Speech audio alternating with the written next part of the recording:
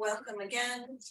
We have people still joining in this webinar, and as people are joining, I will get started with welcome and the beginning slides so that we can get into our content.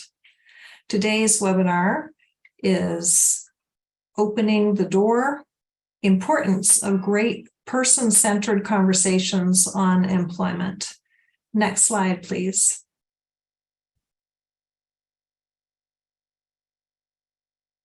My name is Alex Bernardi. I am one of the co-directors of the National Center for Advancing Person-Centered Practices and Systems at Human Services Research Institute.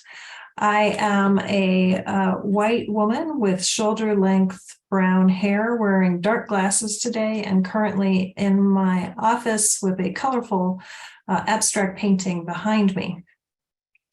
We are delighted you all are joining us to learn about the importance of person-centeredness and conversations on employment. This webinar is co-sponsored by the National Center on Advancing Person-Centered Practices and Systems and the State Employment Leadership Network.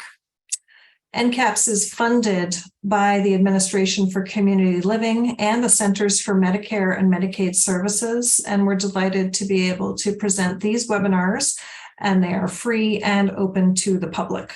Next slide, please. Just a brief background for those of you who are new to NCAPPS, and we hope we have some new people joining today. The goal of the center is to promote systems change that makes person-centered principles not just an aspiration, not something just that we're talking about, but a true reality in the lives of people across the lifespan. This is work we accomplished through NCAPPS in a number of ways, including these important webinars in partnership with national colleagues. Next slide, please. A little bit about logistics for this webinar. Participants will be muted during the webinar, and you are welcome to and encouraged to use the chat feature in Zoom to post questions and communicate. I see that people are already starting with that. Towards the end of the webinar, our speakers will have an opportunity to respond to questions that are entered into chat, and we will be having a moderated question and answer session. So please go ahead and enter your reflections and questions. The panelists are really looking forward to that opportunity to refer back to your questions.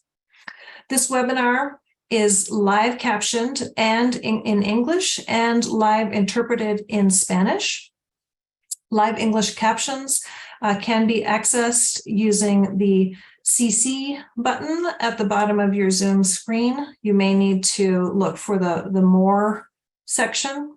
And there is live Spanish interpretation as well, which can be accessed by clicking the interpretation button at the bottom of your Zoom screen.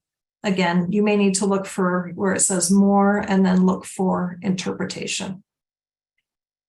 Once you're in the Spanish channel, please make sure to silence the original audio. It makes it easier to understand. This live webinar also includes polls and evaluation questions, and we appreciate you being prepared to interact during those polling times. Next slide, please. After the webinar, you can send follow-up questions to our email address, ncapps@hsri.org.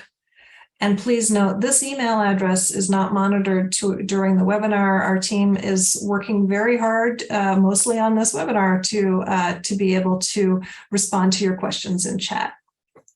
This recorded webinar, along with a PDF version and a plain language summary, will be available on the ncapps.acl.gov website. The slides are available through a link that our colleagues are putting into chat right now.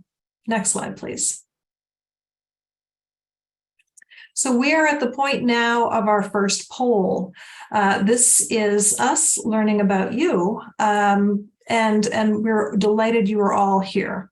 So please respond to this question. In what role or roles do you self-identify? You are welcome to select all that apply. There are eight different categories you may respond to. As you know, you might need to scroll down on the poll as it comes up on your screen.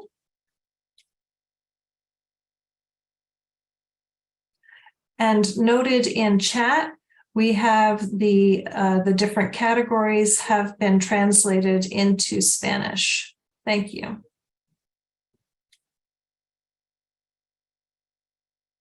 We have a few more respondents coming in from all of you who are participating.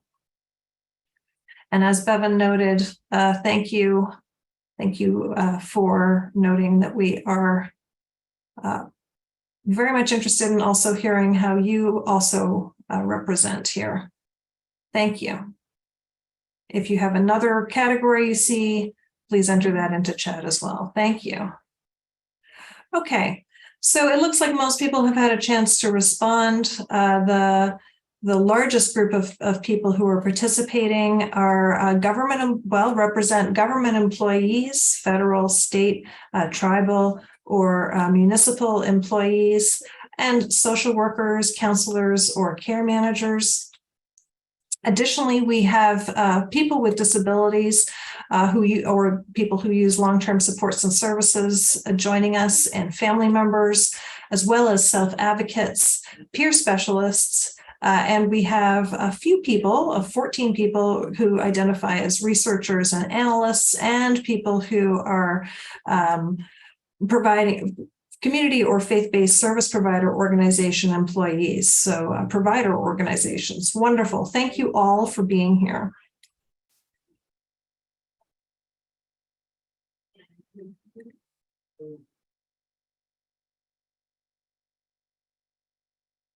And with that, I look forward to next slide, please.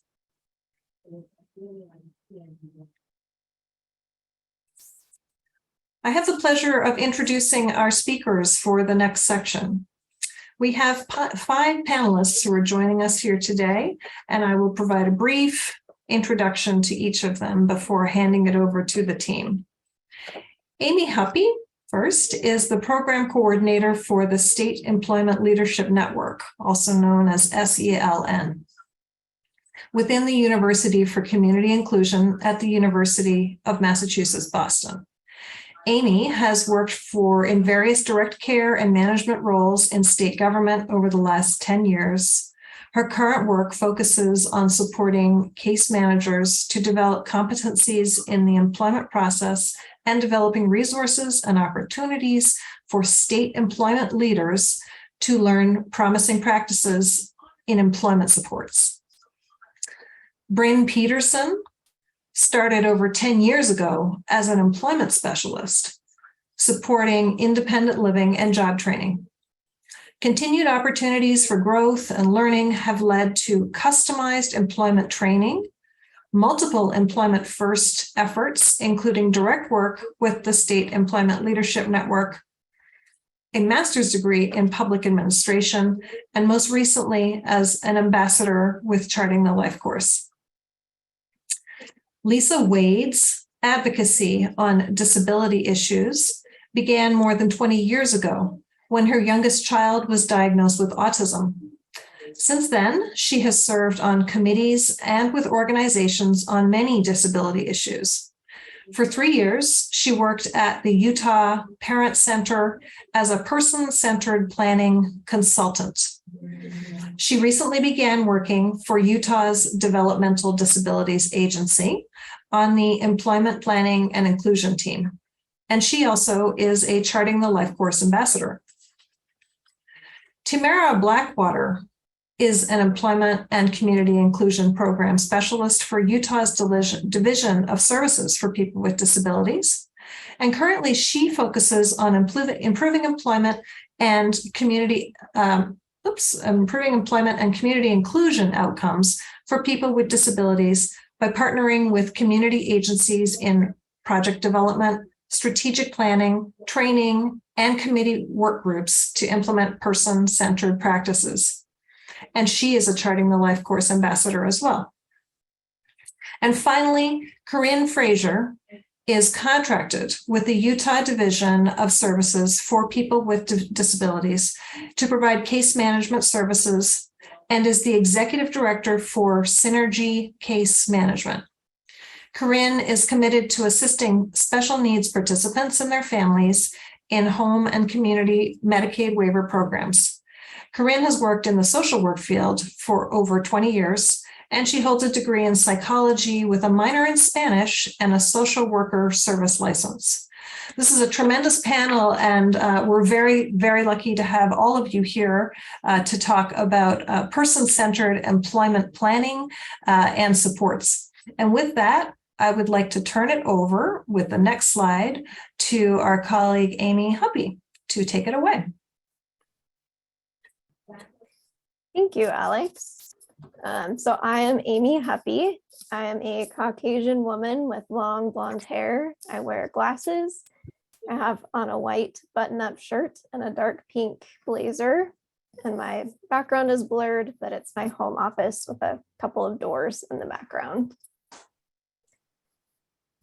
So the main things that I want to make sure that you all know before you leave this webinar today are what the SELN is and why we're celebrating National Disability Employment Awareness Month, a spotlight on the importance of person-centered thinking in long-term services and supports and home and community-based services, explaining the role and value of employment in people's lives, why these employment conversations are essential part of person-centered planning, as well as some key elements to keep in mind to make those conversations really great. And then some of the support and resources that the SELN has available. Next slide.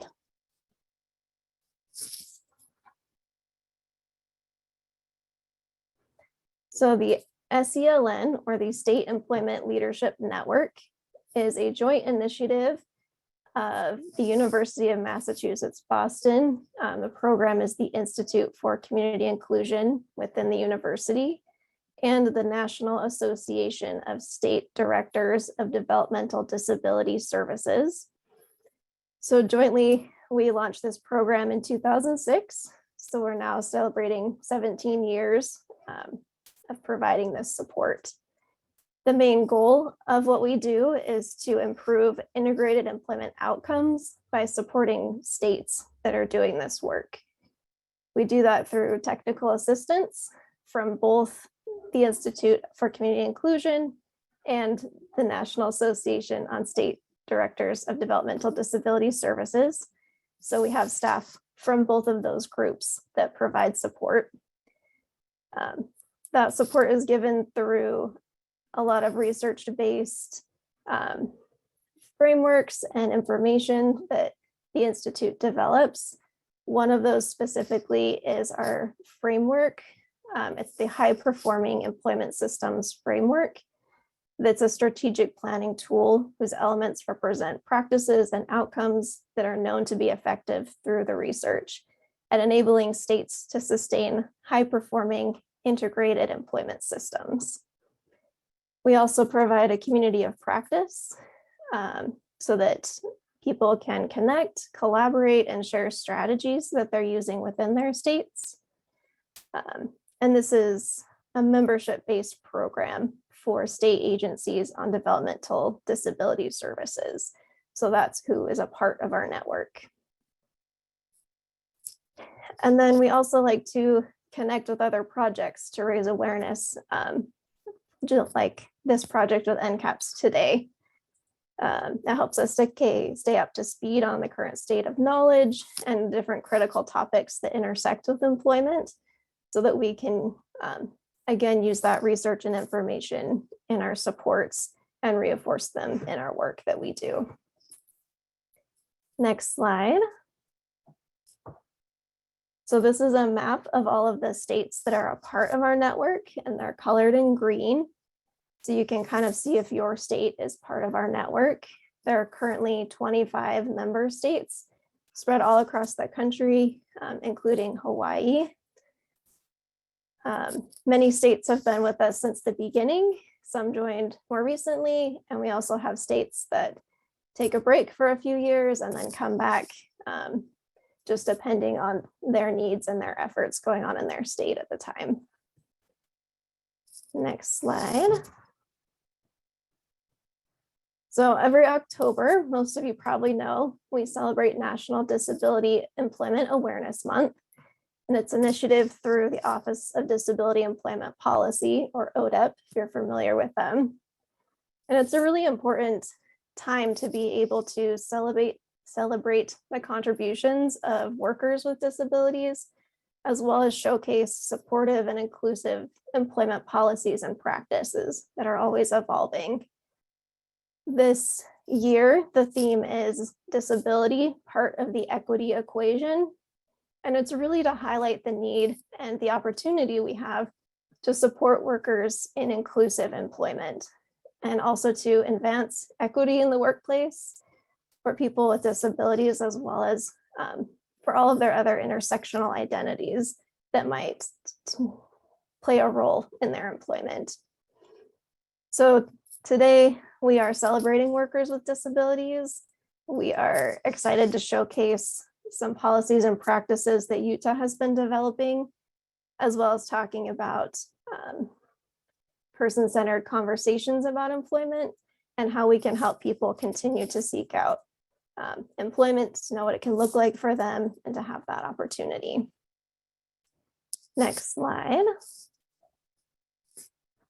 So just some context setting. Person-centered thinking is what helps to establish the means for a person to live the life that they want and that the people that care about them would like to see for them. In other words, actually in NCAPPS words, it really focuses language, values, actions towards respecting the view of the person and their loved ones. And the importance is to emphasize the quality of life, well-being, and informed choice for that person. And this is a key element of long-term services and supports, which are Medicaid programs for people with disabling conditions and chronic illness in a wide variety of settings. One of those specific types of settings are home and community-based services, which again are Medicaid services that are provided in someone's home or in their community instead of an institution. So although not all employment supports fall under HCBS, most of them do, and person-centered thinking is critical to ensuring that these services are individualized and allow each person receiving them to be integrated in their community, the same as anyone else not receiving services. This is what really makes HCBS distinct from other long-term services and supports, particularly institutions. Some may be familiar with the HCBS final settings rule, but it's a rule in progress of being implemented that continues to move forward that core role that person-centered thinking plays in supporting people, again, to be integrated into their communities, to have choice over their own lives, and to have the same opportunities as their non-disabled peers, which includes community employment. Next slide.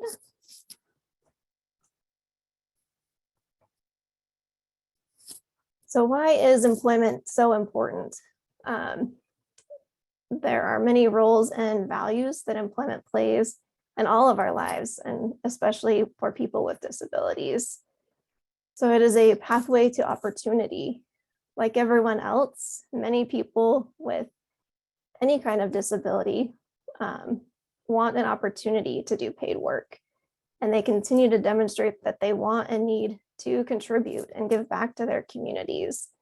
They want to develop skills and talents and then be recognized and valued for those skills and talents. They want to try, sometimes fail, and try again to do things that are new and interesting to them. Employment connects people.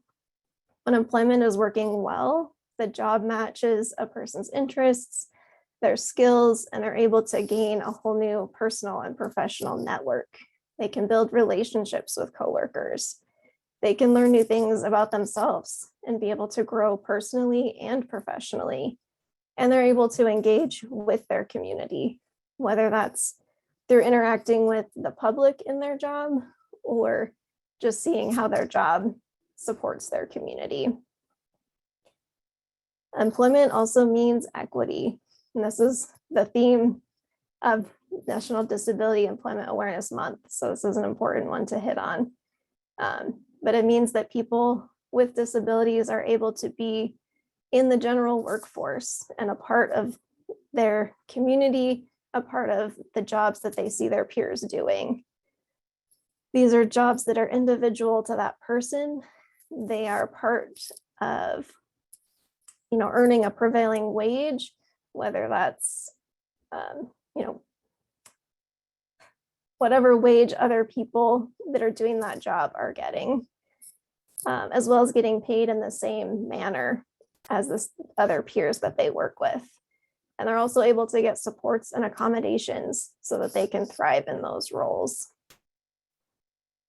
And lastly, employment means an increased economic opportunity. Many people with disabilities we know live in poverty, and employment is one way to make an impact on that. Earning wages at and above minimum wage provides opportunity for individuals to become more financially self-sufficient, to build assets, and to learn to lead more independent lives. I know that this can also be a concern for people, but there are a lot of resources, such as ABLE accounts and working with benefits counselors to help balance an increased income with maintaining public benefits, insurance, and other important supports in someone's life. Next slide. So part of how we demonstrate that we value employment is through employment first. This is an idea that supported employment was built on and has been moved forward. The idea that everyone can work and everyone should have the opportunity to work. Employment First specifically is a national systems change framework that's centered on the idea, again, that all individuals, including those with the most significant disabilities, are capable of fully participating in community employment and in community life.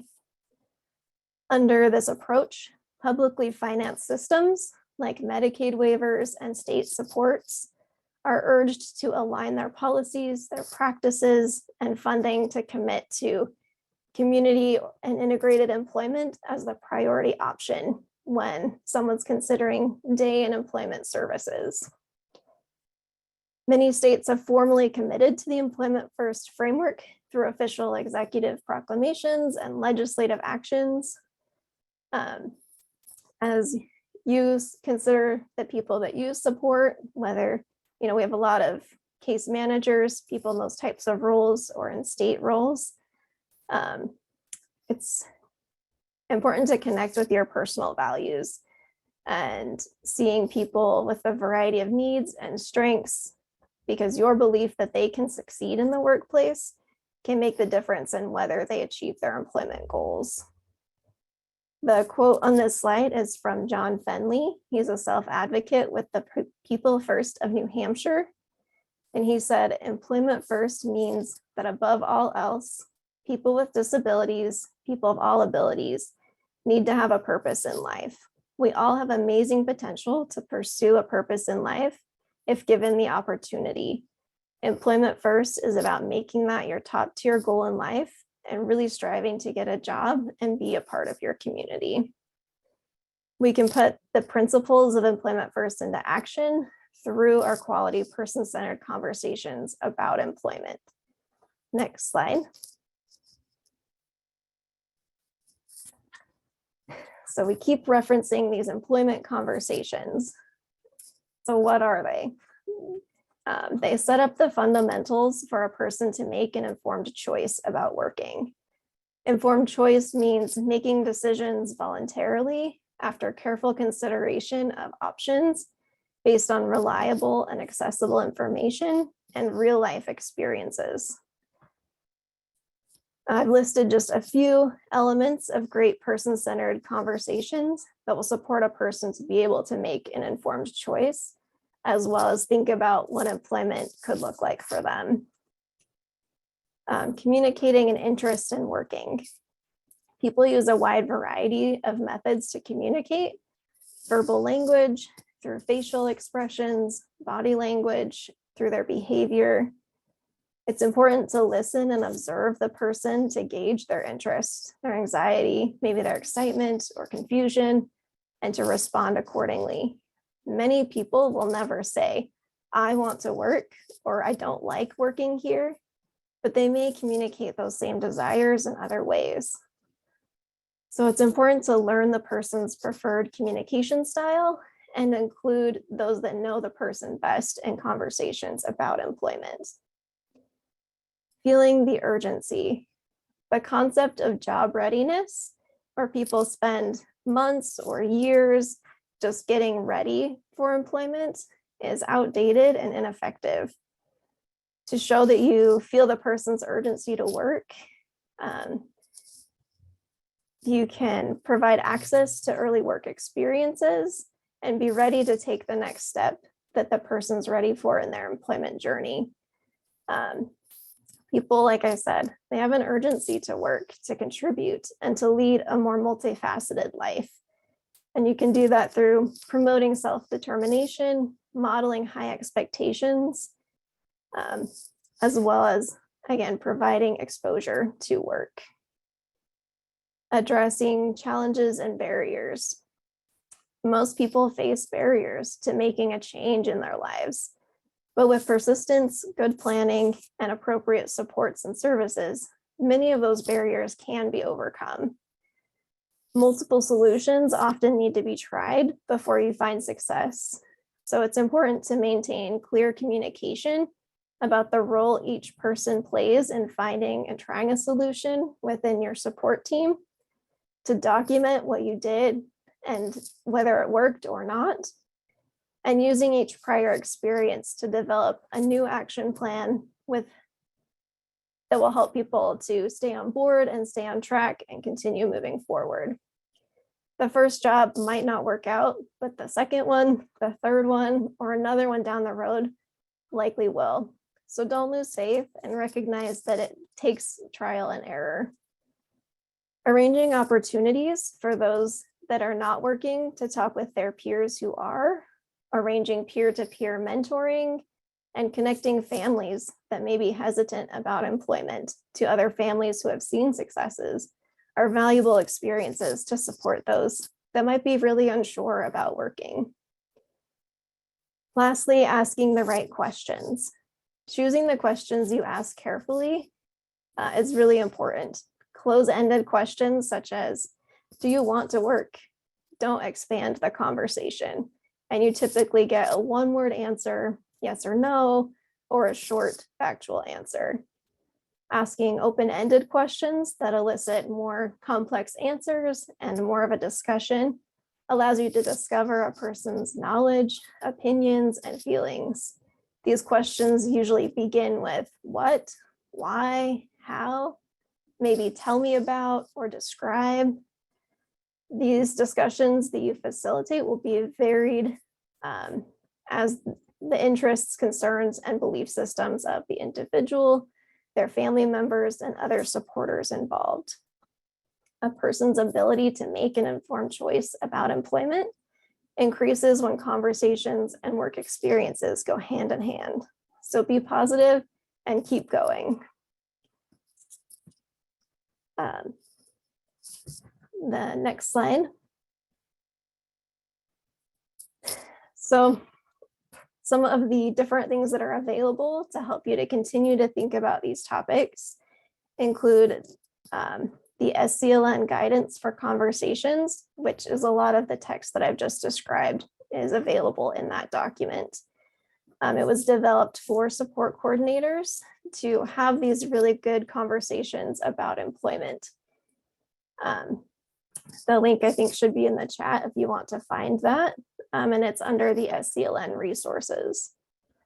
There are plenty of other tools and resources available to help with these conversations, including NCAPPS, Charting the Life course, and Essential Lifestyle Planning, just to name a few.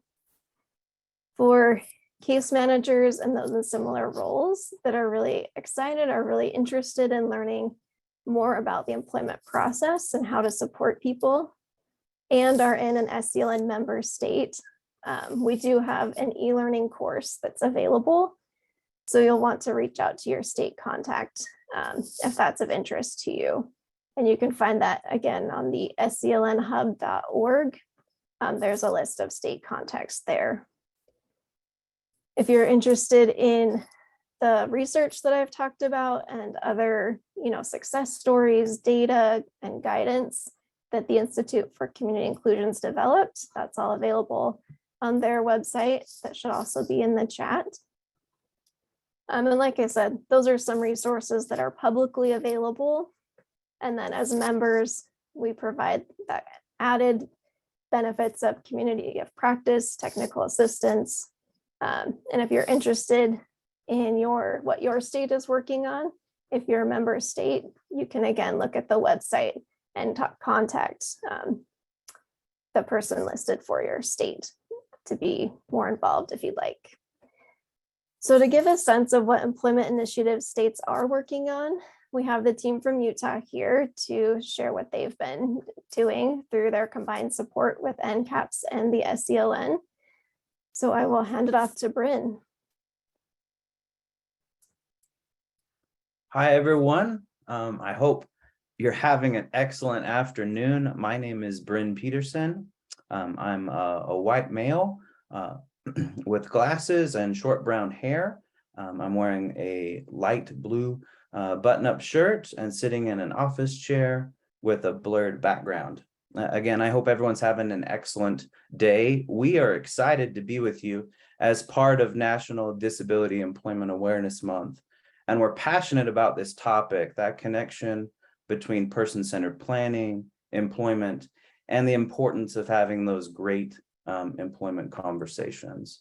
I work with the Division of Services for People with Disabilities in Utah. I am part of the Employment Planning and Inclusion team as an administrator. You'll also hear from Lisa Wade, our program manager, and Tamara Blackwater, our Employment First and Community Inclusion Program Specialist, in a second. Next slide, please. So I added this slide to show the approach Utah is taking, first intentionally, and now just as a natural progression as it's related to person-centered planning, employment, and inclusion efforts. The first place to start was our motivations. Supporting a person to find and live their vision for a good life is absolutely the goal. An overall desire to improve person-centered planning in our system is a motivator as well and has been. Our mission and values state self-determination as another motivator. But similar to the points Amy made, it would be hard to ignore the role that the Settings Rule and the Employment First Initiative nationally have played in creating need and ensuring our system, policies, practices, and actions are truly person-centered in Utah. In order to do that well and with quality, following those arrows there, we've used help and assistance from the groups sponsoring the webinar today and multiple state partners. Those partners were some state agencies for sure, but also we received input from people in our services, families, provider agencies, support coordinators, and others. Everyone was included on our projects, and their input is and continues to be invaluable. Next slide, please.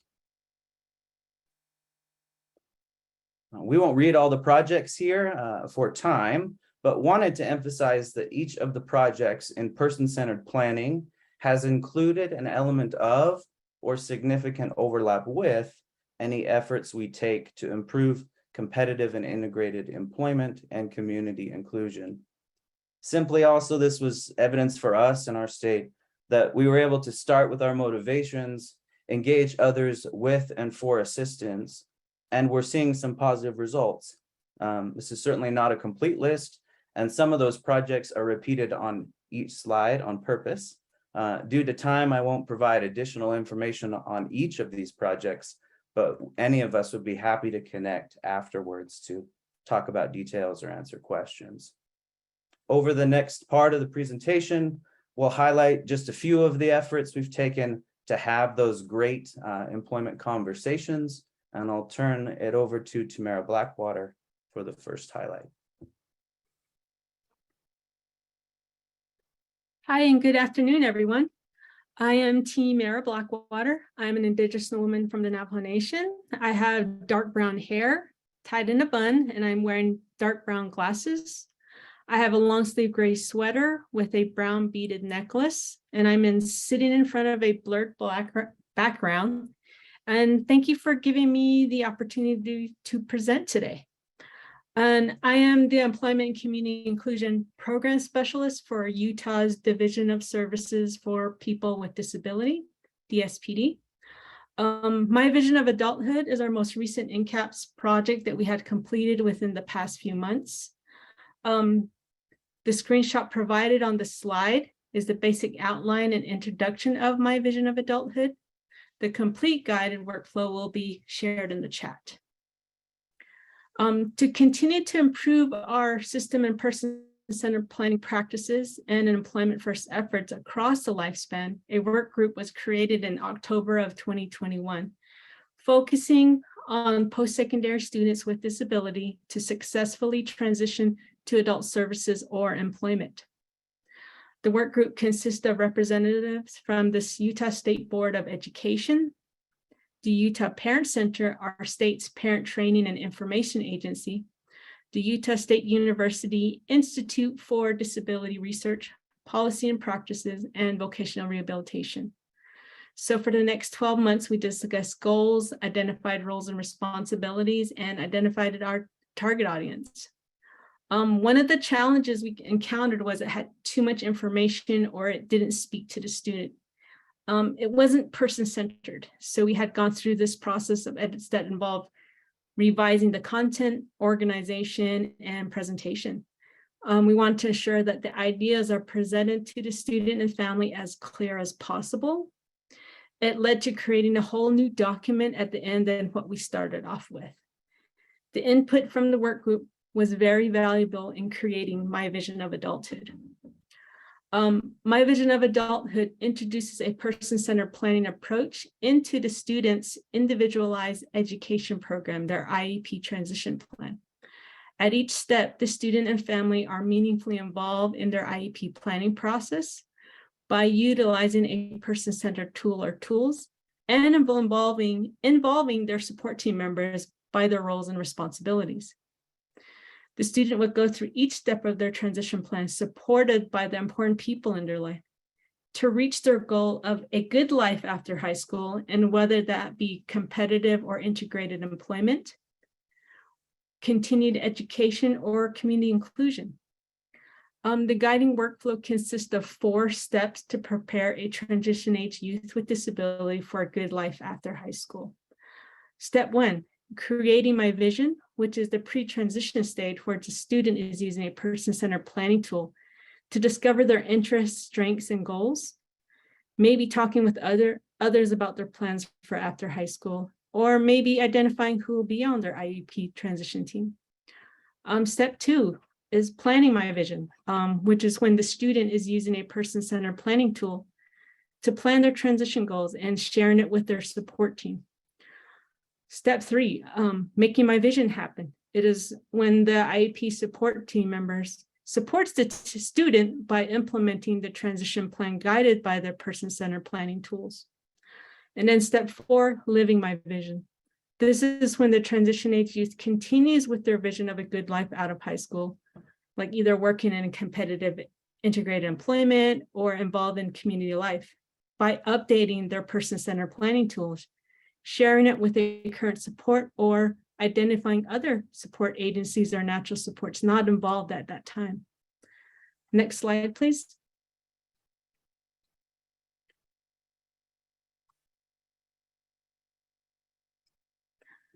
The guiding workflow goes into more detail of how we incorporate person-centered planning tools into each step of the transition process.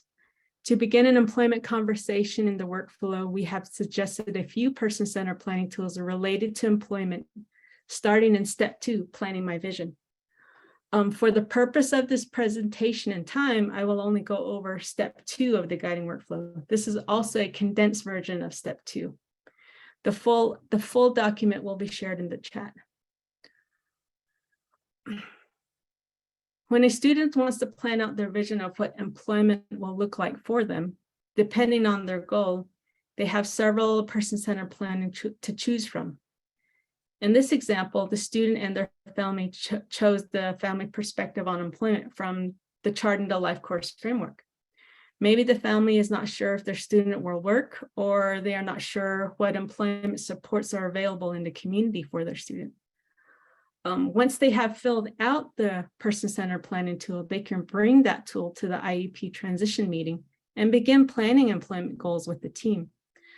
Suggested support team members are listed, like vocational rehabilitation, the WEO youth, DSPD support coordinators, which is here in the state of Utah, and our service providers that can use students' employment, that can support the students' employment goals.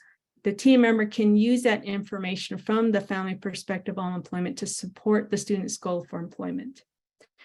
We also added at the end of the guiding workflow a Utah-specific list of resources for the youth and family. On the next slide, I will talk about the reference guide that goes along with my vision of adulthood. To provide information to support team members on the principles of person-centered planning, we created the support team quick guide to go along with my vision of adulthood. This quick guide was adapted for support team members who may be on the IEP transition team, like educators, VR counselors, support coordinators, and service providers. The guide provides information on the principles of person-centered thinking and what person-centered planning looks like. A 3-column table listing person-centered tools from my vision of adulthood with the picture, the purpose and how to use each of the tools, and how it can be used specifically for the support team member. Again, for the purpose of this presentation, you'll only see the condensed version of this document. The complete quick guide will be put in the chat. Back to the example from the previous slide, if a VR counselor is not familiar with the family perspective on employment, they can refer to this quick guide. In the example, it gives information about the family perspective on employment and its purpose. This helps the VR counselor understand how to use the information from the tool to support the youth's goal on employment through the transition planning process. In the 3rd column is how the information they obtain from the person-centered planning tool that can align with their own VR assessment or services. If the student is receiving VR services, the VR counselor can also include the family perspective on employment tool into the VR's individualized plan for employment, the IPE.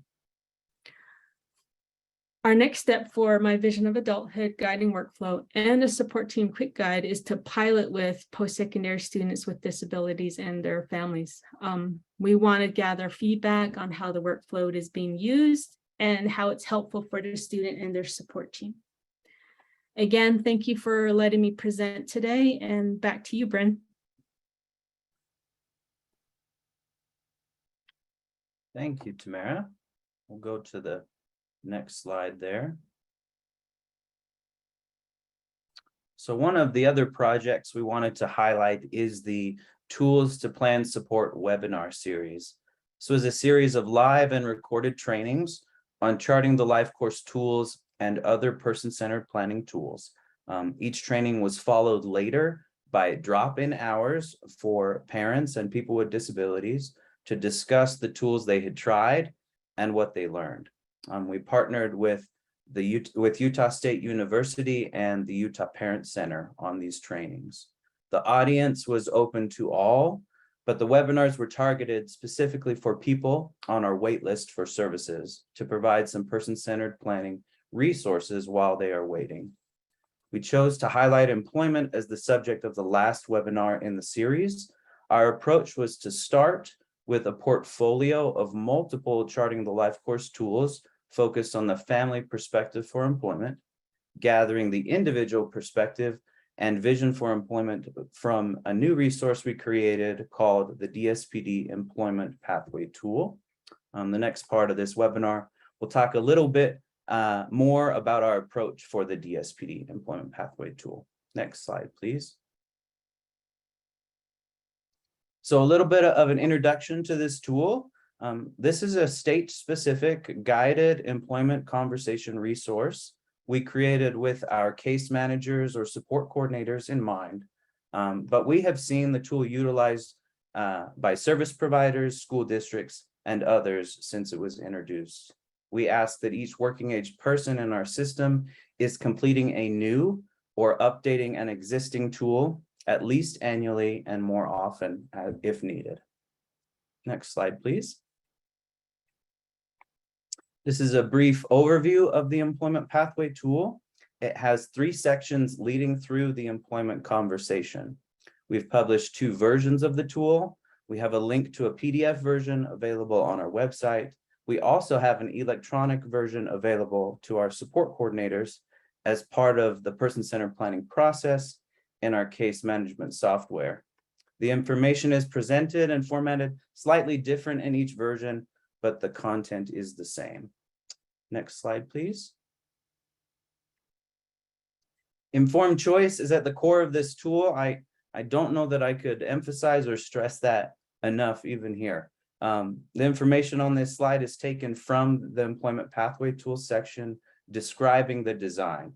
The intention there was not to lose sight of the purpose of providing the opportunity for employment by ensuring every working age person has exposure to the options available for competitive and integrated employment, the current information connected to those potential options, and some hands-on experiences to make a decision about working. We also included, as you can see, some reminders for case managers and others leading the conversation. Next slide, please. This is a visual example of what the electronic version of the tool looks like. The tool is organized to begin with very basic general questions in that first tab, then move later to questions specific to the employment decision, which is what you see on the screen there. We trust our support coordinators to lead the conversation in the right direction. The prompts don't begin only employment focused. We ask about overall happiness, what makes a good day of the week versus a bad day, new activities or experiences the person would like to try, and other information. This is one of the places where other person-centered planning tools like a life trajectory, a vision tool, or even a decision-making tool could be very helpful. All the information in the pathway tool is presented as either a prompt or a suggestion. The support coordinator can use the suggestions presented or add their own. Again, we ask our support coordinators to use professional judgment in the conversation, but some of the basic requirements for completing the tool are that multiple questions are always asked and the answers recorded should be directly from the person and or the guardian. They also complete, as you can see, a past job experience and a current employment tab with similar prompts. And I'm going to describe a little bit more about the pathways on the next slide. So the next step is to choose a pathway. The employment pathway tool is organized in 4 pathways shown on the slide, 2 for people who are currently working and 2 for people who are not working. Each person and their support team will identify one pathway that best matches the person's current situation. Depending on where the person is at the time of the discussion, they may stay with the pathway they had before or change pathways. Some may indicate that they do not have a desire to work at this time, and there's certainly a pathway that supports that decision as well, where we discuss multiple alternatives. In other pathways, this tool offers a chance to have discussions when someone is in a job and maybe wants a change of some kind, or even an opportunity to talk about where the person wants to go in their career. Using myself as an example, I'm certainly not still employed in my first job.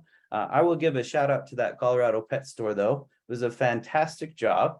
I've personally been in each one of these pathways, and that initial job, I learned a lot there, and it helped prepare me for the next job.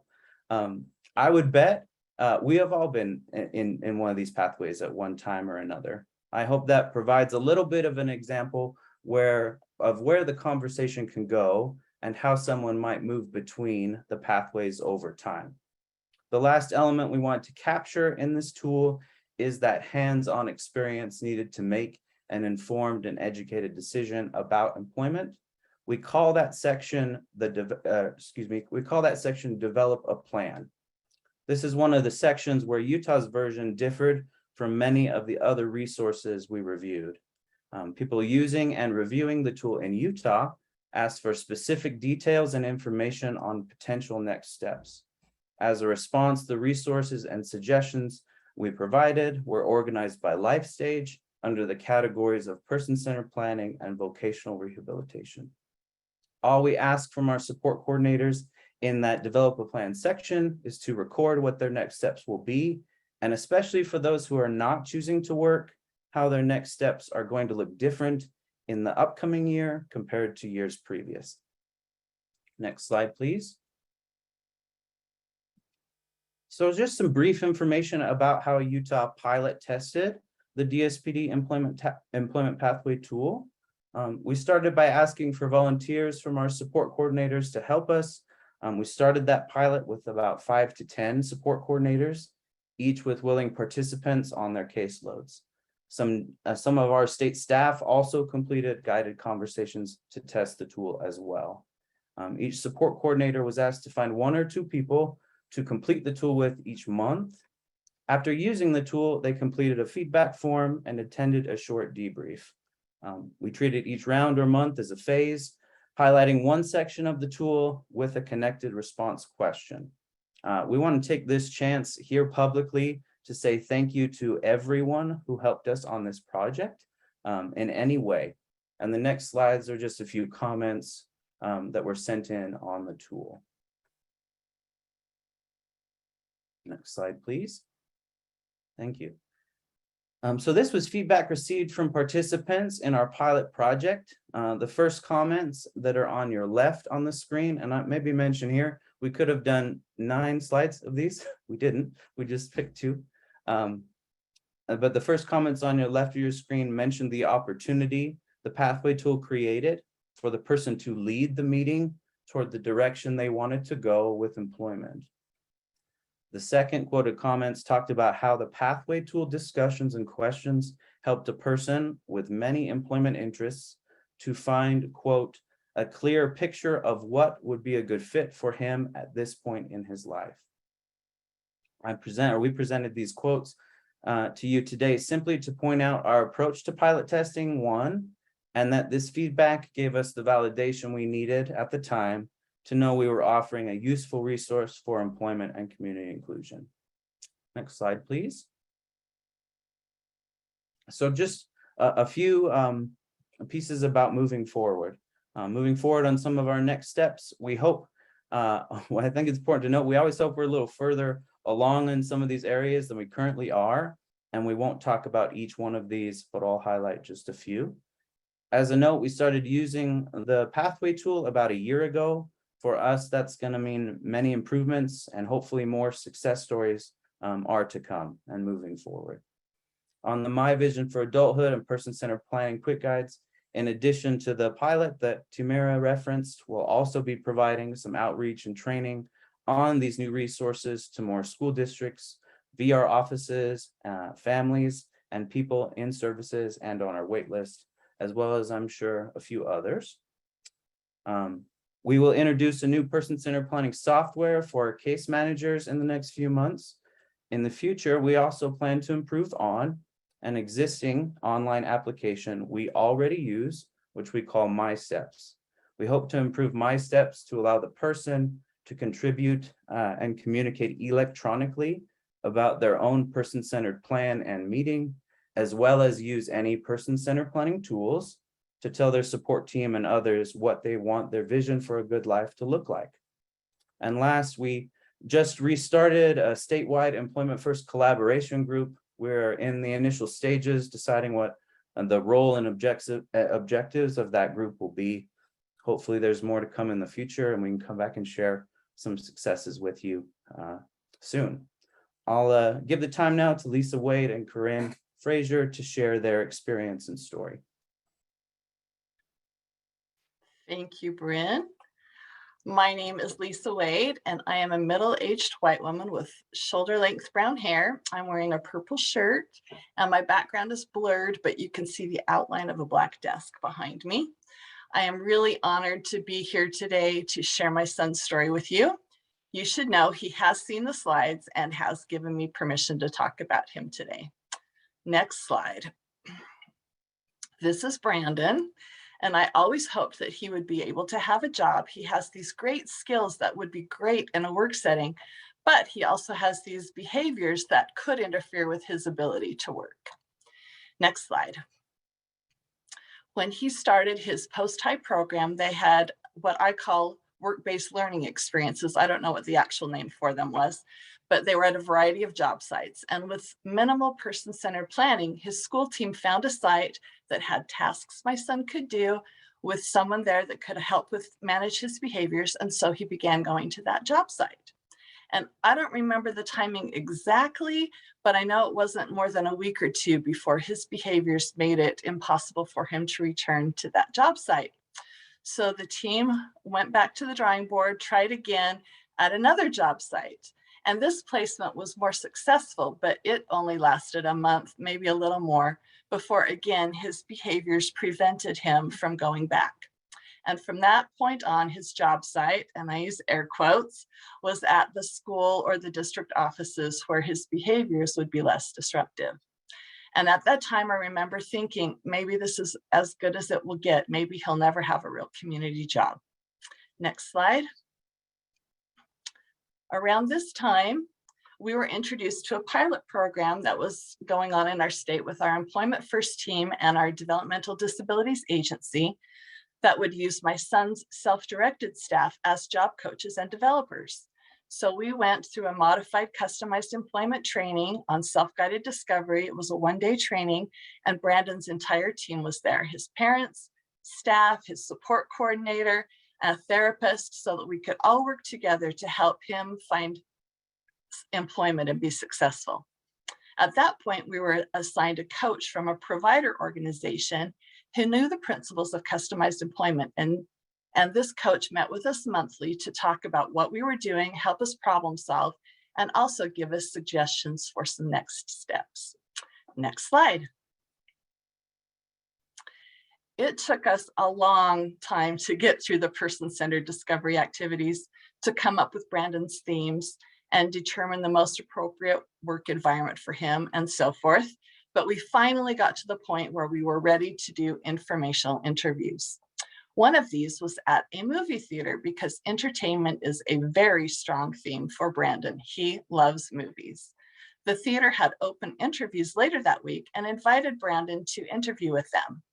He made it through the interview and was offered a job that lasted 3 years until COVID shut down theaters. Next slide. It's ironic to me that his school had a job site at that theater, and I'm not trying to be critical of his school team. They were amazing. They did the best they could with what they had. But Brandon was never considered as a candidate to go to that job site because they were worried about his behaviors, and I understand that. Knowing how much he loves movies, he might watch movies instead of be there to work. But instead, what we found is that he had few, if any, behaviors when he was working at the movie theater. The job for him was a behavior intervention. And it would have been easy for us after his failed work attempts at school to say, well, we tried employment, it didn't work out, Brandon just won't be able to have a job. But I am so grateful that the team did not give up. We believed in Brandon. We knew he could be successful. We just had to find the right situation. And I believe that that secret sauce was person-centered planning and customized employment. Finding out what was important to Brandon. Working at a movie theater was meaningful and important to him. And he also had this amazing team of people that support him. And I will turn the time over to Corinne to talk about the team aspect of our success. Corinne? Hi, my name is Corinne Frazier. I have short blonde hair. I am a middle-aged Caucasian woman wearing an orange top with a cream-colored plain background. As Lisa had mentioned, Brandon's team attended the self-guided discovery training. Here in this training, I had what I called a light bulb moment. I saw that passions and interests of consumers could be explored and created to develop employment. After this training, I pulled out my binder. I looked at Brandon's assessments. I utilized our state's person-centered planning tools, and we went to work. We organized all of our team meetings with a focus of being Brandon's successful employment journey. And it was from these meetings that we were able to develop and plan specific job interventions that we knew would help Brandon be successful. Next slide, please.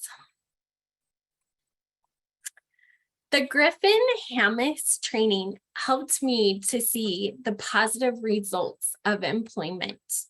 I took to heart this training and information, and I set out to match Brandon's strengths and interests. From this training, I now try to implement 3 new practices. I learned that interests and passions make employment successful. I learned that using strength-based tools helps with individual job supports. And I also learned that employment conversations can happen at any time. After this training, my eyes were open. I would go out into the community and think to myself, I have a client that loves pets. What conversations can we have about pets and animals? I wonder if they would like working at this pet store. Or I would think of another client and think to myself, oh, they really enjoy matching their socks. I wonder if they would enjoy matching these items at the store to the aisle that they belong on. Next slide, please. I arranged all the meetings, took notes, assigned projects, and ensured that all team members had access to all community exchanges. This was not easy. The key was making sure that employment goal and employment success was our vision. Here in the state of Utah, we first have to utilize vocational rehabilitation for our funding services. That meant that we had to take Brandon's Division of Service for People with Disabilities team and combined it with vocational rehabilitation team here in the state of Utah. Collaboration between agencies at times is not easy. At times it can be tough, but keep in mind that the vision of successful employment makes it all worth the headache. And with Brandon's team, we really wanted to think outside of the box. We really wanted to make sure that everything that we were putting in place for Brandon would be successful, not only at any job that he had, but also at any future jobs he might obtain. Next slide, please. One of Brandon's strengths is checkoff lists. Just like me, Brandon loves to be organized. We incorporated his checkoff list with a job task analysis approach. We went through the movie theater with his team that included a speech therapist, a behaviorist, a job coach, his mom, and support coordinator. And we broke down each task that Brandon was asked to do. And we did step-by-step cards to help Brandon understand how to complete his daily routine. In doing so, Brandon had great independence and confidence in making sure that all of his tasks got done thoroughly. One of the neat things that I experienced while visiting Brandon at his job site was on the first day. I went to ensure that Brandon was doing okay. And I asked Brandon, what are you most excited about? And he said, Corinne, look at my name tag. And I saw Brandon's face gleam with excitement. He said, Corinne, this means that I work here, that I have a job. My heart melted. That was more than a name tag to me. That was self-confidence showing up in Brandon's employment. I also remember another time that I visited Brandon at his job site, and Brandon was working with his speech therapist on learning emotions and other people's perspective. During the visit, Brandon asked his manager, "Where's Sharon?" And the manager said, "Sharon is sick today. She called in. She said she wasn't feeling very good." And then I heard Brandon say, "Oh, I will make sure that I tell her I miss her next time, and I hope that she's feeling better." This was huge. We celebrated with Brandon and his job coach his ability to recognize other people's emotions and to think about others. And this all happened within a natural work environment. Brandon loves all things movies. Another great perk that happened while on the job was that he received a secret top clearance movie release schedule. This allowed Brandon to connect and initiate conversation with team members, with his support coordinator, with his job coach. Oftentimes I would visit Brandon and he would say, "Corinne, guess what's coming out next month?" And this was a huge way for Brandon to be able to connect to others that without his job employment services, he would not have been able to have the skill. Brandon's experience taught me everyone has passion and interests. Let's think outside of the box and take those interests with a person-centered approach and create employment opportunities, and let's reinforce employment skills, and let's have a conversation about employment.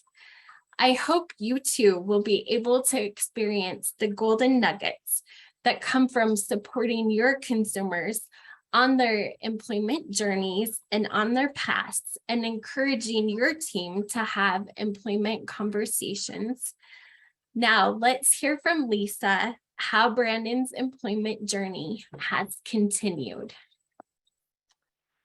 Thank you so much, Corinne, and thank you for leading us on Team Brandon. We appreciate you so much.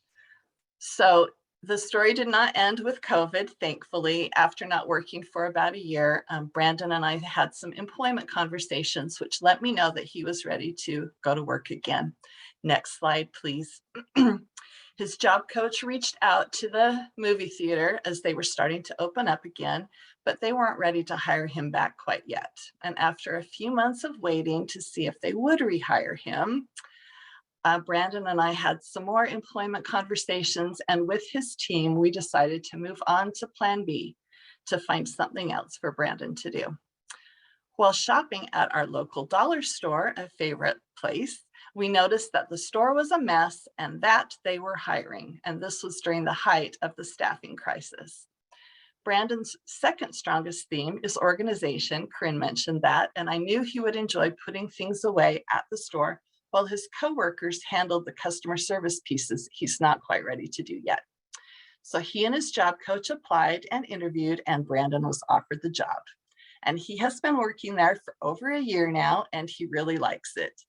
His favorite part of working there is being able to shop when his shift is over. He comes home with treasures every day. Again, finding employment that is meaningful and important to Brandon has been key to his success. Next slide, please. Brandon's employment journey has had a huge impact on him, but it also has had a huge impact on me and my employment journey. After our experience with customized employment and Brandon's success, I became a big believer in employment for everyone who wants it, especially if person-centered planning can be a part of it.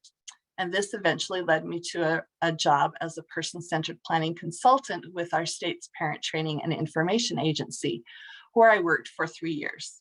More recently, I accepted a job with our state's developmental disabilities agency on the employment planning and inclusion team with Bryn and Timera. And here I use my experience as a parent with person-centered planning and with employment to help others like providers, support coordinators, families and individuals in services, and other state agencies. It's a very interesting job to me, very fulfilling and very meaningful to me. And before I accepted the job offer, I actually consulted my own person-centered planning tools to make sure that this job would fit in with my vision of a good life. It did, and so I accepted the job offer, which reinforced to me the concept that person-centered planning is helpful for everyone. And it has given me this incredible opportunity to share Brandon's story with all of you. So thank you. And with that, I will turn the time back to Amy and Alex.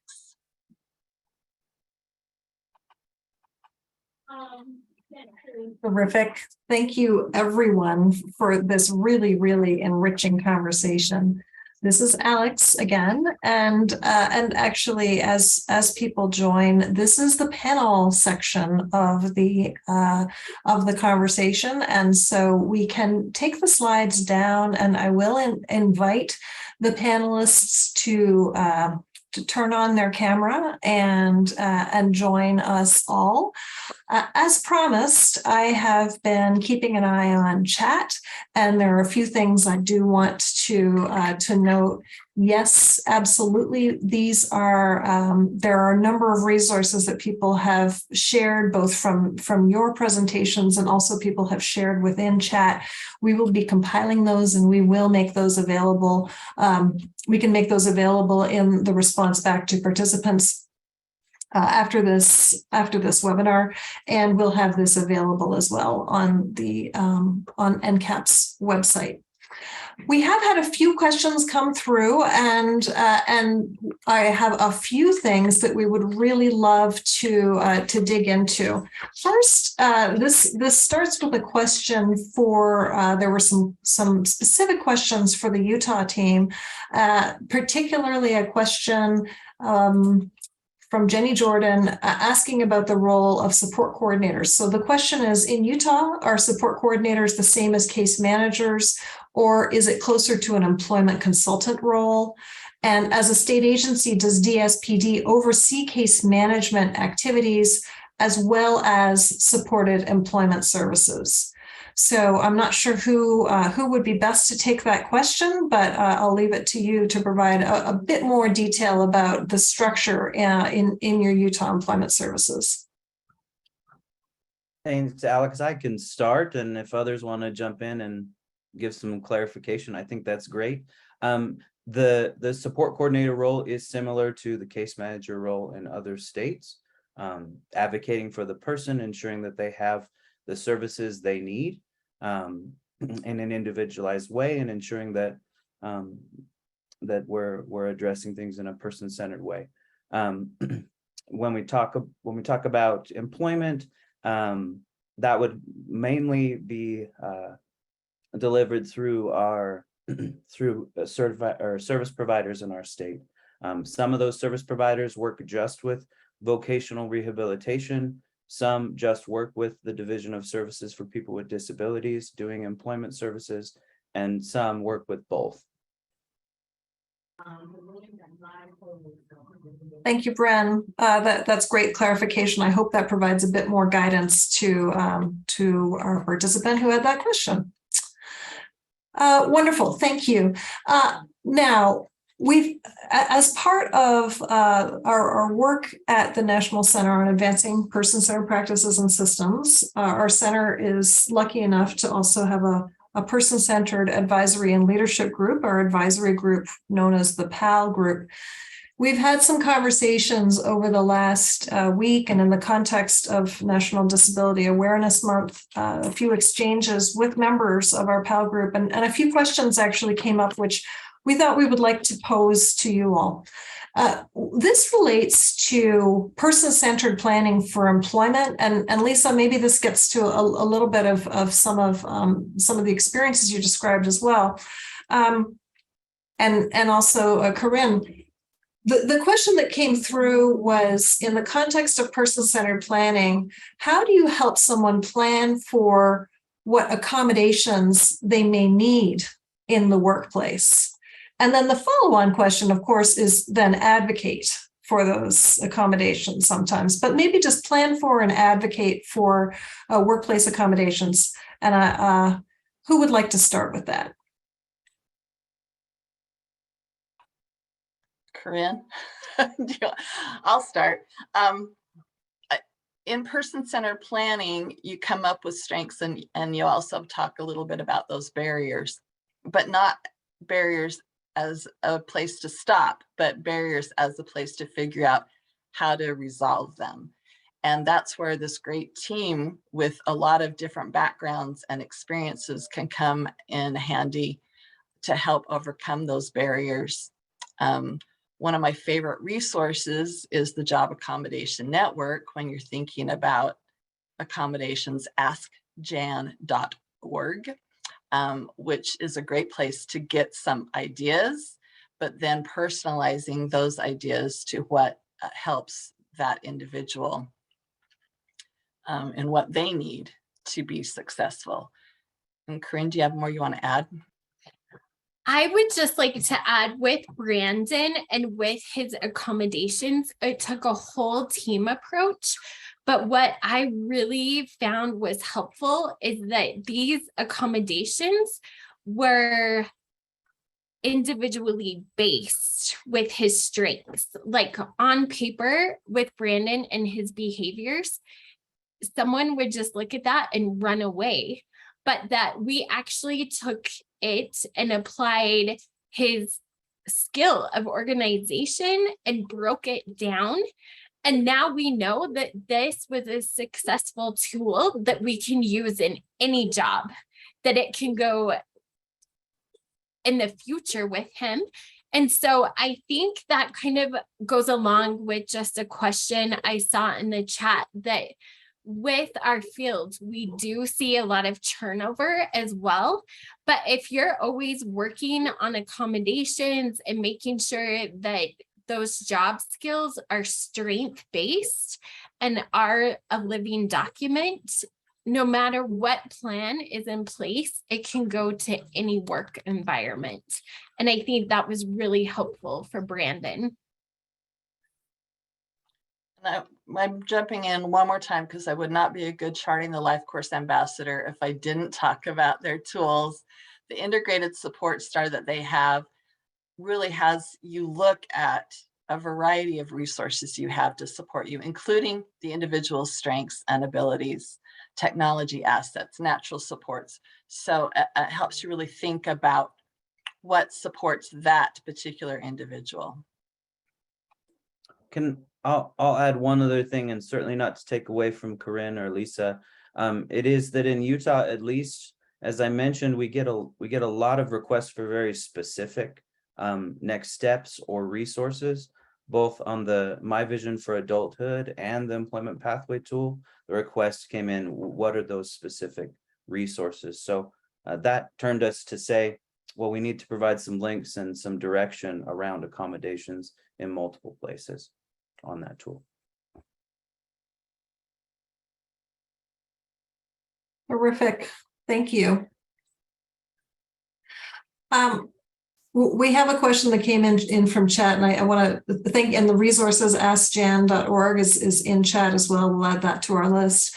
A question from another participant: how would you suggest starting the conversation on self-guided discovery with our state? This would be a state, perhaps not Utah.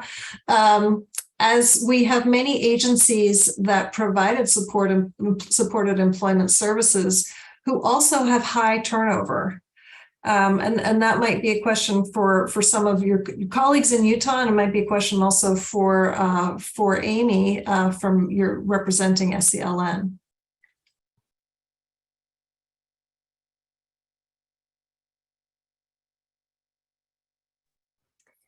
Well, I can, excuse me, this is Amy. I'll jump in. Not having a lot of context for this question, I think, just you yourself, whether you're a part of an agency or a support team in some regard, you can just start as small as that and bring us some of the ideas to that group.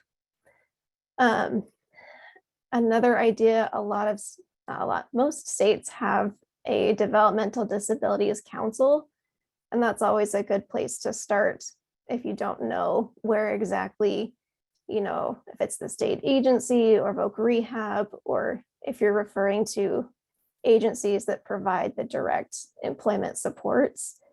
The council can kind of help you look at your state and where advocacy might start the best for you.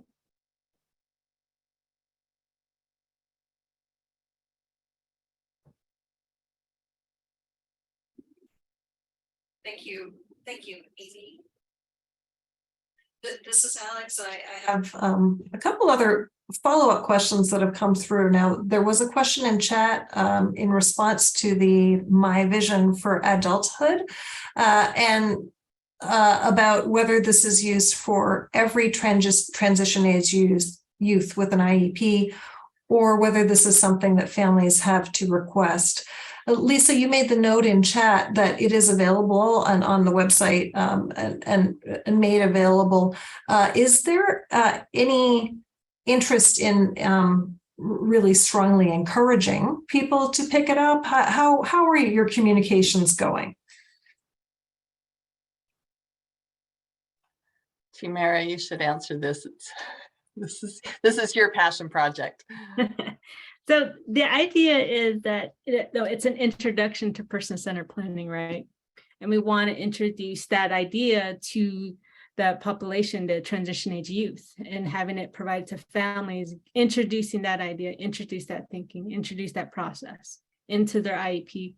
And so the idea is to have those tools and then start sharing them with your support team members, VR counselors, the educators start learning about person-centered planning, having employment conversations, using it into their own assessments, carrying that, updating those person-centered planning tools through the school years, post-high school, and then into adult services. And so that's kind of just, we wanted to try to make it universal to where not only people in services are using this, my vision of adulthood, but also other kids that do not qualify for disability services. All the person-centered planning tools are available for anybody. Like Lisa gave an example of her using the tool. I've used it on my daughter planning for her employment as well. And so that's kind of how universal those tools are. So we wanted to use those tools in our My Vision of Adulthood, so that even we had teachers, I had a couple of meetings with teachers and letting them know, because they were asking, is this only for kids that are in DSPD services because we have a long wait list or they don't qualify? And I said, no, that it should be, available to all students that are in the IEP transition planning. So getting it baked into the entire process within education. With that work group, we even asked, how can we make sure that your agency is using it? And so we had that discussion, like, that's why we had that work group come together, putting in their inputs, and we asked, like, where is this going to fit with your agency? Where is this going to be used? And so, like I said, with the VR, if the VR counselor or support coordinator is not sure how to use this tool, then that quick guide comes in and they can review it really quick, a certain tool, and they can come in and be like, hey, I understand what this is. This is how we're going to use it for our person-centered planning tool. Terrific. This is Lisa, if I can jump in.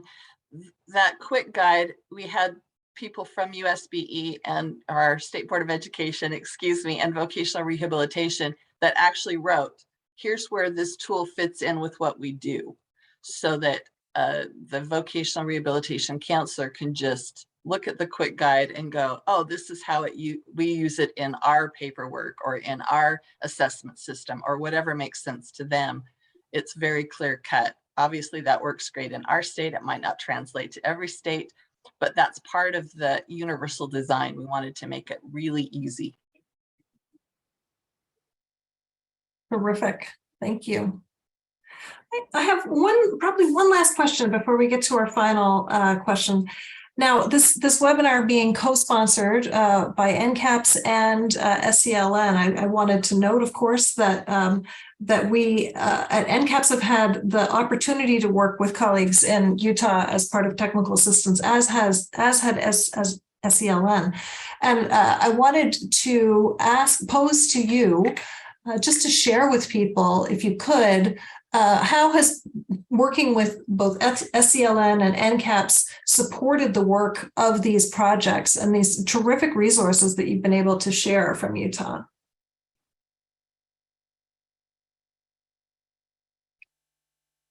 I am almost positive that there'll be a piece of this I will look over, but I think one of the very simple answers is that the folks that worked on our NCAPPS projects and the people that were working with on our SELN projects ended up being on the same team. And so when we talked about, and you saw at the beginning, some of those projects on either side, employment or person-centered planning, specifically, I can think even just the communication strategy was an aligned and combined communication strategy that took our plan from the State Employment Leadership Network and the outcomes and the 3-year plan with National Center on Advancing Person-Centered Practices and Systems and align those together. And then we just look for those opportunities as we moved along, including that webinar series where we said we have this chance to talk about employment pretty significantly and take those person-centered planning tools and our state-specific tools and combine them and use them to help people to reach those good outcomes, those great conversations on employment. I think that's just a part of the answer, though. We got work to do, and we're going to keep working. This is Alex. I would agree. We all have work to do, but this has been a tremendous opportunity to collaborate and work together to share some of these resources as well. As we're getting to wrapping up, Amy, I wanted to turn it to you to see if you had any closing remarks that you wanted to share with our participants. Thank you. This is Amy again. I think just again, thanking the rest of the panelists, the team from Utah for being here and showing all the work that they've been doing. There's some really great examples of how embedding person-centered thinking into employment efforts throughout the lifespan, for the youth in transition, for adults, is really valuable as a state. And also hitting on the importance of, the family member and the support team as part of that employment conversation. I think I would just reiterate that we celebrate and value all workers with disabilities, and that everyone is capable of working and should have that opportunity. And hopefully there are some new resources and skills that you can take away to help improve those conversations about employment so that you can keep opening that door just a little bit more. Because again, it's not just one conversation and then you forget about it. It's a continuous conversation over time. It's trying new things and exploring different options for the person. Thank you, Amy. Thank you, everyone. We will be bringing up an evaluation. It's up, and we really appreciate you all taking a moment before you sign off, entering your responses to the 6-question webinar evaluation. It should be available for folks to enter their responses. For the post-webinar evaluation, it will be open and available for you to respond to. Thank you, everyone. And please look out on the NCAPPS site for upcoming webinars on additional topics, all related to person-centered practices and improving supports for people living with disabilities across the lifespan. Enjoy the rest of your day.